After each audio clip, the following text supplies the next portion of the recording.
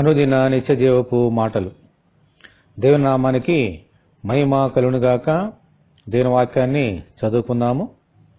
యెహోవా మందిరములో నాటబడిన వారై వారు మన దేవుని ఆవరణములలో వర్ధిల్లుదురు. కీర్తనల గ్రంథము 92వ అధ్యాయము 13వ వచనం.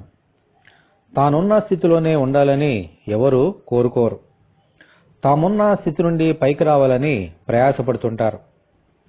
ఒక మొక్క వర్ధిల్లాలి అంటే మొదటగా అది నాటబడాలి, నీరు పోయబడాలి.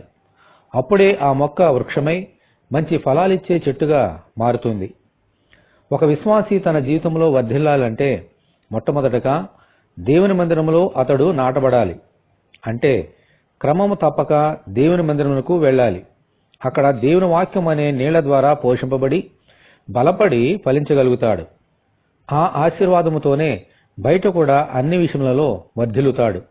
అందుచేత దేవుని 4వ ఆజ్ఞ ప్రకారముగా దేవుని మందిరమునకు క్రమము తప్పకుండా వెళ్ళి ఆరాధించాలి.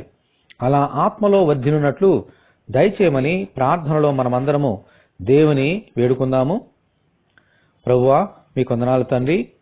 మేము కూడా మీ మందిరంలో నాటబడిన వారై వర్ధిల్లునట్లుగా మమ్మల్ని దీవించమని వేడుకొంచున్నాం. ఒక మొక్క ఎలాగో నీళ్ల వలన పోషింపబడి చక్కగా బలపడి ఫలించగలుగుతుందో మేము కూడా మీ మందిరములో మీ వాక్యము ద్వారా బలపడి 30దంతులుగాను 60దంతులుగాను 100ంతులుగాను ఫలించినట్లుగా మీ కృప మాకు అనుగ్రహించమని, ఈ వాక్యము వింటున్న నీ బిడ్డలందరినీ దీవించమని యేసు అతి పరిశుద్ధమైన నామములో ప్రార్థన చేయుచున్నాము తండ్రి. ఆమెన్. ప్రభు కృప మనకు తోడై ఉండునుగాక. ఆమెన్. పరిశుద్ధ దేవుని మందిరం.